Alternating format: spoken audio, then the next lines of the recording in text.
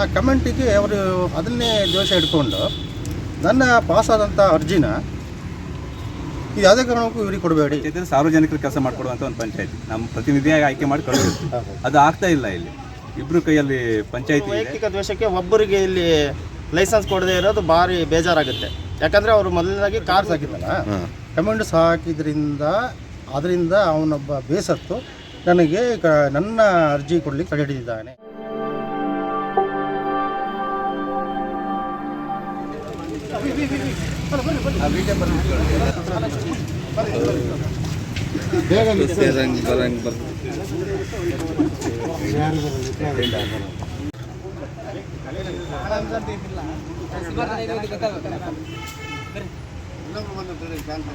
ಈಗ ನನ್ನ ಹೆಸರು ಪ್ರಶಾಂತ್ ಆಚಾರ ಅಂತೇಳಿ. ನಾನು ಮನೆ ಕೆಲಸ ಮಾಡ್ತಿದ್ದೆ. ಕೆಲಸ ಹೊರಗೂ ಮಾಡ್ತಿದ್ದೆ ಮತ್ತು ಮನೆಯಲ್ಲೂ ಮಾಡ್ತೀನಿ.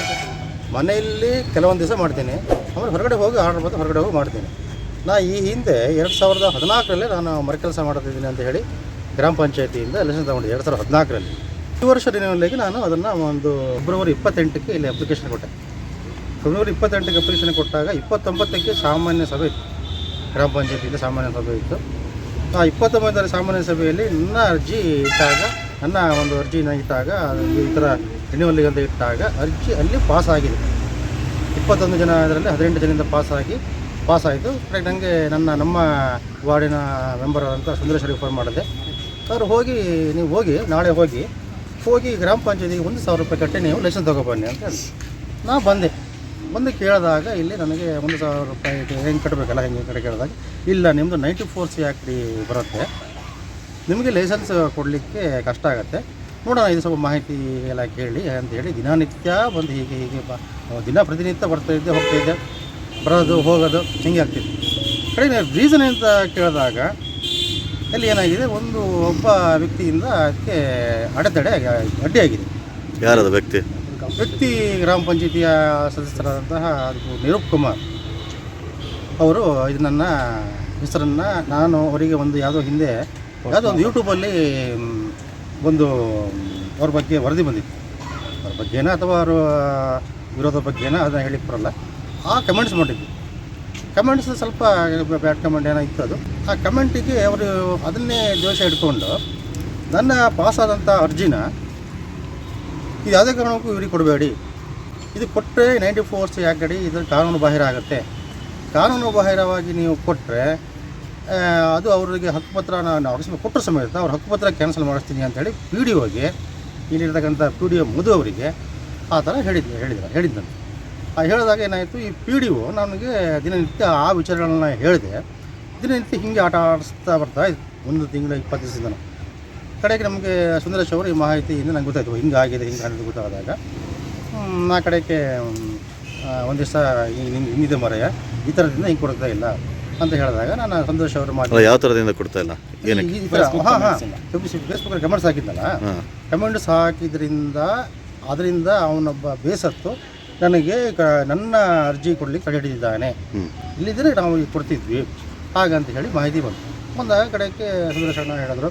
ಸುಂದರೇಶ್ ಅಣ್ಣ ನಮ್ಮ ಮಾತಿ ಬೆಲೆ ಕೊಟ್ಟು, ಇಲ್ಲ ಅದೇನೋ ಕಮೆಂಟ್ಸ್ ಹಾಕಿದ್ದಾರೆ ಮರೆ, ಸ್ವಲ್ಪ ಅಪಾಲಜಿ ಕೇಳು, ಈ ಕಮೆಂಟ್ಸ್ ಹಾಕಿರೋದಕ್ಕೆ ಅಪಾಲಜಿ ಕೇಳು, ಸ್ವಲ್ಪ ಅಪಾಲಜಿ ಕೇಳು ಅಂತ ಹೇಳಿದಾಗ ನಾನೇನು ಮಾಡಿದೆ, ನೋಡೋಣ ಮರ ಸುಂದರೇಶ್ ಅಣ್ಣ ನೀವು ಹೇಳೋ ಮಾತಿಗೆ ನನಗೆ ಲೈಸೆನ್ಸ್ ಸಿಗುತ್ತೆ ಅಂತಾರೆ, ಅಡ್ಡಿಲ್ಲ ಅಂತ ಹೇಳಿದೆ. ಕಡೆ ಇದೇ ಒಂದು ಹೋಟ್ಲಲ್ಲಿ ಎದುರುಗಡೆ ಸ್ಟೇಷನ್ ಎದುರುಗಡೆ ಇರೋಂಥ ಹೋಟ್ಲಲ್ಲಿ ಒಂದು ಡೇಟ್ ಕರೆಕ್ಟಾಗಿ ಗೊತ್ತಿಲ್ಲ, ಹೇಳಿ ಆ ಫೇಸ್ಬುಕ್ ಮಾರ್ಚ್ 19 ಅನ್ಸುತ್ತೆ. ಅವತ್ತು ಕೂತ್ಕೊಂಡು ನಿರೂಪ್ ಬಂದು, ಆಮೇಲೆ ಸುಂದರೇಶ್, ಸುದಿ ತುಂಬ ಜನ ಬಂದಾಗ ಎಲ್ಲ ಮಾತು ಹಿಂಗೆ ಆಯಿತು, ಮಾತುಕತೆ ಆಯಿತು. ಇದು ಹೀಗೆಲ್ಲ ಕೂಡ ನನ್ನ ಅರ್ಜಿ ವಿಚಾರ ಬಂದಾಗ ಇದು ನೀವು ಅರ್ಜಿ ಮಾಡಿಸ್ಕೊಳ್ಳೋ ಮರ ಹಿಂಗೆ ಅಂದ ಯಾರು ನಿರೂಪ. ಕಡೆಗೆ ಇಲ್ಲ ಸುಂದರೇಶ್ ಅಣ್ಣ ನಾನು ಏನು ಮಾತಾಡಲಿಕ್ಕೆ ಹೋಗಿಲ್ಲ. ಸುಂದರೇಶ್ ಅಣ್ಣ ಇದ್ದರು ಈ ಥರ ಹೀಗೆ ಪ್ರಶಾಂತ ಈಗ ನಿಂಗೆ ರಿನ್ಯೂವಲ್ ಅರ್ಜಿ ಆಗಬೇಕಲ್ಲ ನಮ್ಮ ಲೈಸೆನ್ಸ್ ಬೇಕಲ್ಲ ಒಂದು ಅಪಾಲಜಿ ಕೇಳ್ಬಿಡೋದು. ಆಯ್ತು ಮರ ನಿರೂಪ, ನೀನು ಇಷ್ಟೆಲ್ಲ ಅಬ್ಜೆಕ್ಷನ್ ಮಾಡ್ತಿದ್ದೆ, ನಾನು ನಿನಗೊಂದು ಬಹಿರಂಗವಾಗಿ ಅಪಾಲಜಿ ಕೇಳ್ತಿದ್ದೆ. ಒಂದು 2 ಜನ ಇದ್ದರು, ಅಪಾಲಜಿ ಕೇಳಿದ್ರು. ಅದನ್ನು ಏನು ಮಾಡಿದೆ, ಅಪಾಲಜಿ ಕೇಳೋದಷ್ಟು ಸಾಕು, ಅಲ್ಲಿ ಫೇಸ್ಬುಕ್ಕಿಗೆ ಅಪ್ಲೋಡ್ ಮಾಡ್ಬೇಕಂತ. ಅದನ್ನು ನಾನು ಅಪಾಲಜಿ ಕೇಳಿದ್ದನ್ನು ಅಪಾಲಜಿ ಯಾಕಂದರೆ ಹೇಳಿದ್ರೆ ಅಪ್ಲೋಡ್ ಮಾಡ್ಬೇಕಂತ. ಅವಾಗ ಏನಾಯಿತು, ನಾನು ಅದು ಒಪ್ಪಿಗೆ ಬಂದೆ. ಆಮೇಲೆ ಅದೇ ದಿನ ರಾತ್ರಿ ನಂಗೆ 8 ಗಂಟೆಗೆ ಫೋನ್ ಕಾಲ್ ಬಂತು. ಆ ಫೋನ್ ಕಾಲ್ ಬಂದಿದ್ದು ಹಣ್ಣು ಅಂತೇಳಿ ಹಣ್ಣು ಫೋನ್ ಕಾಲ್ ಬಂತು, ಪ್ರವೀಣ್ ಅಂಗಡಿ ಹತ್ರ ಬರ್ಲಿಕ್ಕೆ ಅಂತ ಪ್ರಸಾದ್ ಅಣ್ಣ ಅಂತ ಹೇಳಿದೆ. ನಾನು ಪ್ರವೀಣ್ ಅಂಗಡಿ ಹತ್ರ ಹೋದೆ. ಅವನ ಹತ್ರ ಹೋದಾಗ ಅವನು ಒಂದು ರೆಡಿ ಸ್ಲಿಪ್ ಕೊಟ್ಟಿದ್ದಾವೆ, ಈ ಥರದ್ದು ಒಂದು ರೆಡಿ ಒಂದು ಮ್ಯಾಟ್ ರೆಡಿ ಮಾಡ್ಕೊಂಡಿರೋ ಅಂತ ಒಂದು ಇದಕ್ಕೆ ಒಂದು ಕೊಟ್ಟ ಹೆಣ್ಣವನು. ಫುಲ್ ಮ್ಯಾಟ್ ರೆಡಿ ಇತ್ತು ಮುಂಚೆನೇ ಮ್ಯಾಟ್ ರೆಡಿ ಅಂತ ಇತ್ತು. ಅವಾಗ ಏನಾಯಿತು, ನಾನು ಪ್ರವೀಣ್ ಏನಂತ ಕೇಳಿದೆ, ಪ್ರಸಾದ್ ಅಣ್ಣ ಹೀಗೆ ಈ ಥರ ಮ್ಯಾಟ್ ಕೊಟ್ಟಿದ್ದಾನೆ ನಿರೂಪ, ಅದು ಇದನ್ನು ನೀವು ಫೇಸ್ಬುಕ್ ಅಪ್ಲೋಡ್ ಮಾಡಬೇಕು. ಪ್ರವೀಣಂಗೆ ಯಾರು ಕೊಟ್ಟಿರೋದು? ಪ್ರವೀಣಂಗೆ ಕೊಟ್ಟಿರೋದು ನಿರೂಪ್ ಕೊಟ್ಟಿರೋದು. ಆಮೇಲೆ ನಿರೂಪಿಗೆ ಅಲ್ಲಿ ಪ್ರವೀಣಂಗೆ ನಿರೂಪಿಂದ ಫೋನ್ ಬರ್ತಾನೆ ಇತ್ತು.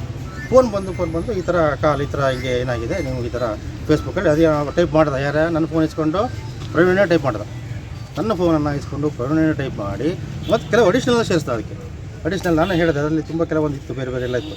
ಅವೆಲ್ಲ ಹಾಕ್ಬಿಡಿ ಅದನ್ನು ಸಮೇತ ಹಾಕಿ ನನ್ನ ಅಲ್ಲ ಏನು ಸೇರಿಸಿದ್ದ ಅಡಿಷ್ನಲ್?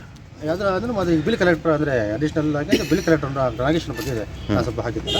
ಆ ಬಿಲ್ ಕಲೆಕ್ಟರ್ ನಾಗೇಶ್ನದು ಕ್ಷಮೆ ಕೋರ್ತೀನಿ ಅಂತೇಳಿ ಆಮೇಲೆ ಅವ್ರ ಬಗ್ಗೆನೂ ನನಗೆ ನಾಗೇಶ್ ಬಗ್ಗೆನೂ ಕಮೆಂಟ್ ಮಾಡಿದ್ರಾ? ಮಾಡಿದ್ದೆ. ಅದ್ರದ್ದು ಬಗ್ಗೆ ಏನಾಗಿದೆ ಅದು ಸಾಕ ಇದು ಮಾಡಿದ್ರೆ ಅಂತೇಳಿ ಕೇಳಿ. ಆಮೇಲೆ ಅಲ್ಲ ಬಂದಿರ್ತಕ್ಕಂಥ ಮ್ಯಾಟ್ರಲ್ಲಿ ಆ ವೃದ್ಧ ಆಗಲಿ ಅಂಗವಿಕಲ ಆಗಲಿ ಅವ್ರ ಬಗ್ಗೆ ನನಗೆ ಯಾವುದೇ ಮಾಹಿತಿ ಇಲ್ಲ. ಅಲ್ಲಿ ಏನು ಅದಷ್ಟು ಮಾಡಿರೋದು ಪ್ರವೀಣ ಟೈಪ್ ಮಾಡಿರೋದು. ನಿಮ್ಮ ಮೊಬೈಲ್ ತಗೊಂಡು ಪ್ರವೀಣ ಮಾಡಿರೋದು ಫೇಸ್ಬುಕ್ಕಲ್ಲಿ ಅವ್ರು ಹಾಕಿದ್ದಾರೆ. ನಮ್ಮ ಮೊಬೈಲ್ ತಗೊಂಡು ಪ್ರವೀಣ ಅದನ್ನು ಟೈಪ್ ಮಾಡಿ ನನ್ನ ಫೇಸ್ಬುಕ್ಕಿಂದ ಫೇಸ್ಬುಕ್ಕಿಗೆ ಬಿಟ್ಟು ಆಯಿತು. ಆಗ ನನ್ನ ಮನಸ್ಸಿಗೆ ನಾಳೆ ದಿವಸ ಸಿಗತ್ತಂತ ಇಲ್ಲಿ ಮಾನವೀಯ ಸಂಬಂಧ ಆಯಿತು. ಹಂಗಾರೆ ಇನ್ನೂ ವ್ಯಕ್ತಿ ಆಯ್ತಲ್ಲ, ಈಗ ಫೇಸ್ಬುಕ್ ಆಯಿತು ಅಥವಾ ಕ್ಷಮೆಗೆ ಅರ್ಜಿಯನ್ನು ನಾವು ತಹಸೀಲ್ದಾರಿಗೆ ರವಾನೆ ಮಾಡಿದ್ದೇವೆ. ಅಲ್ಲಿವರೆಗೆ ನಿಮ್ಮ ಅರ್ಜಿಯನ್ನು ನಾವು ವಿಲೆ ಇಡಲಾಗಿದೆ ಅಂಥೇಳಿ ಬಂತು. ಹಾಗಾಗಿ ನಮಗೆ ಇವತ್ತು ನ್ಯಾಯ ಕೋರಿ ನಮಗೆ ಈ ಥರ ತುಂಬ ಕೊಟ್ಟಿದ್ದಾರೆ ಅಂತ ಮಾಹಿತಿ ಇದೆ. ಹಾಗೆ ತುಂಬ ನಾನು ಇದರ ಬಗ್ಗೆ ನ್ಯಾಯ ಕೇಳಿ ನಮ್ಮ ಕ್ರೀಡಾ ಕಾರ್ಮಿಕ ಸಂಘದ ಅಧ್ಯಕ್ಷರು, ಪದಾಧಿಕಾರಿಗಳು ಮತ್ತು ಸದಸ್ಯರು, ವಿಶ್ವಕರ್ಮ ಸಮಾಜದ ಅಧ್ಯಕ್ಷರು, ಇತರ ತಾಲೂಕು ಅಧ್ಯಕ್ಷರು, ಹೋಬಳಿ ಅಧ್ಯಕ್ಷರು, ವಿಶ್ವಕರ್ಮ ಸಮಾಜದ ಎಲ್ಲ ಬಂದು ಇನ್ನೂ ಹೆಚ್ಚಿನ ಸಂಖ್ಯೆಯಲ್ಲಿ ಬರ್ತಿದ್ರು. ಬಹುಶಃ ನಾವು ಅದನ್ನು ಹೆಚ್ಚಿಗೆ ಇದು ಮಾಡಲಿಕ್ಕೆ ಹೋಗಿಲ್ಲ. ಬಂದು ಈಗ 2 ಸಲ ಟೈಮ್ ತೊಗೊಂಡಿದ್ದಾರೆ. ಈಗ 2 ದಿನ ಟೈಮ್ ತೊಗೊಂಡು ಈಗ ಏನಾದರೂ ವ್ಯವಸ್ಥೆ ಮಾಡಲಿಕ್ಕಾಗತ್ತಾ, ಲೈಸೆನ್ಸ್ ಬದಲಿಗೆ ಏನಾದ್ರು ಬದಲಿ ವ್ಯವಸ್ಥೆ ಮಾಡಲಿಕ್ಕಾಗತ್ತಾ ಅಂತ ಕೇಳಿದ್ದಾರೆ. ಈಗ ನೀವು ಸೋಷಿಯಲ್ ಮೀಡಿಯಾದಲ್ಲಿ ಕಮೆಂಟ್ ಹಾಕಿದ್ದಕ್ಕೆ ಇಷ್ಟೆಲ್ಲ ತೊಂದರೆ ಆಗಿದೆ ನಿಮಗೆ? ಕಮೆಂಟ್ ಹಾಕಿದ್ದು ಇಷ್ಟೆಲ್ಲ ತೊಂದರೆ. ಪ್ರಶಾಂತ್ ಅವರು ಇದುವರೆಗೂ ನಮಗೆ ಹೇಳಿಲ್ಲ, ಯಾಕಂದರೆ 1.5 ತಿಂಗಳಿಂದ ಈ ಕಚೇರಿ ಅಲ್ದಾಡ್ತಿದ್ದಾರೆ. ಮೊನ್ನೆ ಅಷ್ಟೇ ನಮಗೆ ಸಿಕ್ಕಿದ್ರು, ಹಿಂಗಾಗಿದೆ ಅಣ್ಣ, ಹಿಂಗೆ ನಮ್ಮ ಬಗೆಹರಿಸ್ಬೇಕು ಇದು ಅಂತೇಳಿ. ಅದಕ್ಕಾಗಿ ಅವ್ರ ಕರೆಗೆ ಹೋಗ್ಬಿಟ್ಟು ನಾವು ಇವತ್ತೇನು ಕೇಳ್ಕೊಂಡು ಹೋಗೋಣ ಅನ್ನೋ ಮಟ್ಟಕ್ಕೆ ಬಂದಿದ್ದೀವಿ.